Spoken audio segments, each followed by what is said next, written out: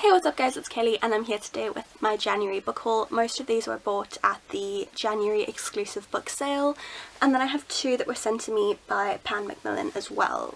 I am sorry for the break in uploading. I've been given tons of extra shifts at work and I've really just been struggling to keep up with everything and also take care of my mental health. Like, I had a breakdown at work the other day, so I've just been trying to take things easy and like keep calm and not stress myself out too much. So yeah, sorry about the break in uploads, but I'm back, should be back to regular programming again, and here are all the books I got. I bought The Enchanted Places by Christopher Milne. Obviously he is the daughter of A.A. Milne, he's the son of A.A. Milne. He is the Christopher that Christopher Robin was based on, and it's all about his childhood growing up in this magical real world. The places that he played, the places that he grew up in, life with his father, life in all of these wonderful places that inspired all of the places that we know and love from the Winnie the Pooh stories. So it's just a really, seems like a really lovely book, and I love anything Winnie the Pooh related, so I was very, very excited about this. Then I picked up another Classics Unfolded. This is the Romeo and Juliet one, and you can see my Secret Garden one in the background. I collect these. I have the Secret Garden, Pride and Prejudice, and now Romeo and Juliet. It's just a silly thing, like I don't need these. I have the full-length novels of all of these, but they're just fun things to have, and like they always have really cool illustrations. They're just nice, and they make really cool photo props as well, so yeah. Then I picked up Flunked by Jen Kalanita, which seems so fun. I'm not sure if the Fairy Tale Reform School is a series or if it's just like a little banner explaining what Flunked is, but I'm just going to read the synopsis to you guys because it sounds so good. Would you send a villain to do a hero's job? Gilly wouldn't call herself wicked exactly, but when you have 5 little brothers and sisters and live in a rundown boot, you have to get creative to make ends meet. Gilly's a pretty good thief, if she does say so herself, until she gets caught. Gilly's sentenced to 3 months at Fairy Tale Reform School, where all of the teachers are former super scary villains, like the Big Bad Wolf, the Evil Queen, and Cinderella's wicked stepmother. Harsh. But when she meets fellow students Jax and Kayla, she learns there's more to the school than its heroic mission. There's a battle brewing, and Gilly has to wonder just how good these bad guys are. Doesn't that sound great? It just sounds like a really sweet, charming middle grade. It kind of made me think of the Descendants books, which I haven't actually read, but I really want to. Yeah, it just sounded really charming. It had a lovely cover.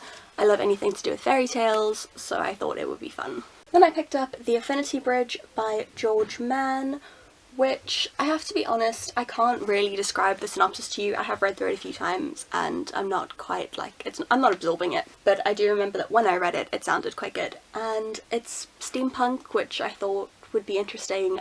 I have this weird fascination with steampunk, but I haven't really read much steampunk, so I thought that this would be fun to read and just something different and outside my comfort zone, but very much in my interest zone, if that makes sense. And also it was really, really pretty, and at these sales, whenever I find really nice hardcovers for good prices, I tend to pick them up because hardcovers are really difficult to come by in South Africa.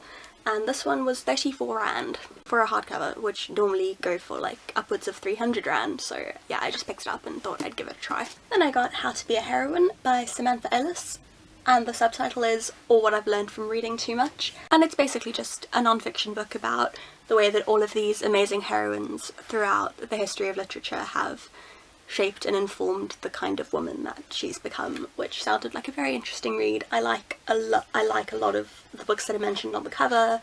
I love Pride and Prejudice, I like Anne of Green Gables, What Casey Did, I love Sylvia Plath, so I thought that this would be a very interesting read for me as well. But I think what I'm going to do is go through the book and, oh, I have hair on my nose, it's so annoying. I think what I'm going to do is go through the book first and look at all the heroines she talks about and make sure that I've read all of their books first before I go into this, just so I have a deeper and better understanding of who the characters are before she starts speaking about how they've shaped her. I got The Woman in Black by Susan Hill. This is the book that they made into a film with Daniel Radcliffe, which I really enjoyed. I like ghost stories, but I don't read a lot of them, so yeah, I thought that this would be a really nice read, and it's quite short, and it is a classic, so I thought, you know what, it's time. I got Under My Hat, Tales from the Cauldron, which is a collection of short stories all about witches, which sounds amazing. You guys know I love witches. And I mean, right there, first at the top of the list, we have Neil Gaiman, Holly Black and Garth Nix. and then a whole bunch of people I don't know, Frances Harding, and then more people I don't know, Jim Butcher.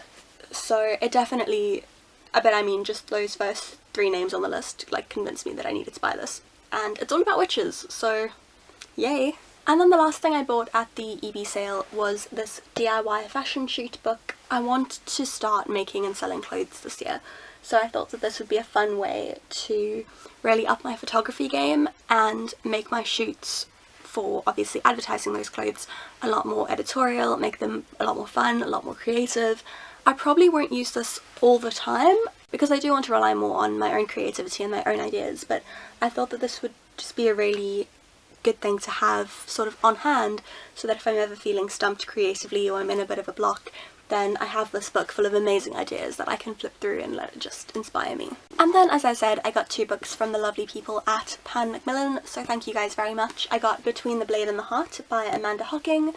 I have read an Amanda Hocking book before, and I must admit I was not a fan at all.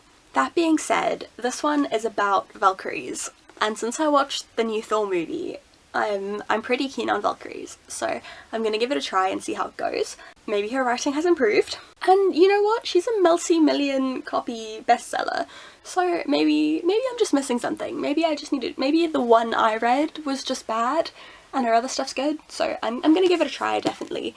And it has such a gorgeous cover. I'm gonna see how it goes.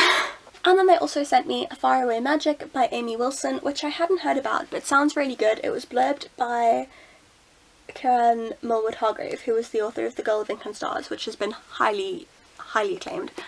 And yeah, this just sounds really good. When Angel moves to a new school after the death of her parents, she isn't interested in making friends. Neither is Bavar, he's too busy trying to hide. But Bavar has a kind of magic about him, and Angel is drawn to the shadows that lurk in the corners of his world. Could it be that magic and those shadows that killed her parents? So it sounds like there's going to be probably a little bit of tense, angsty romance in this, which I'm always on board for, but also a lot of drama and suspense, and there is magic, so this definitely sounds right up my alley. And this can look so, like, this in like autumnal bookstagram photos, just yeah. So those were all the books that I acquired in January. I am trying to be better about buying more books. Oh! Wait, there's one more book I got in January. I finally got the Ravenclaw edition of Harry Potter and the Philosopher's Stone. Like, oh!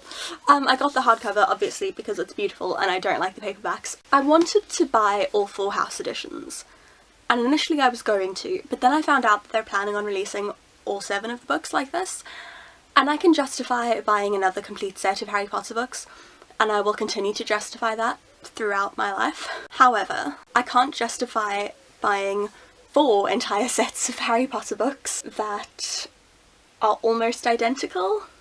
Like, it would be different if they were completely different covers. Like, I have the original UK editions, I'm collecting the illustrated editions, and I'll be collecting these. Like, that's fine, because they're all vastly different editions. But these, I mean, they all kind of look the same. I'm gonna have a whole shelf of books in my bookcase that are just black Harry Potter books with hints of different colours on them. So as much as I would like to collect all of the house editions, I really can't justify buying all 28 of them that there will eventually be. I am considering buying all 4 just in the Philosopher's Stone and then buying the rest of the series in just Ravenclaw.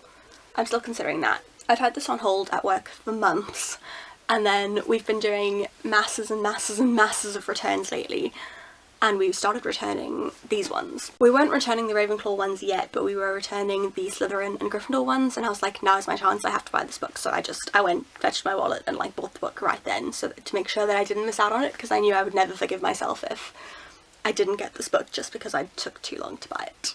Yes, so that is actually all of the books that I acquired in January. I'll share my January wrap up and Feb TBR with you guys next week. Let me know if you've read any of the books that I've mentioned in this haul and what you thought of them, just so that I know what to expect going into it. If you enjoyed this video, please give it a thumbs up and subscribe to my channel. Thank you very much for watching, and I will see you all again very soon. Bye!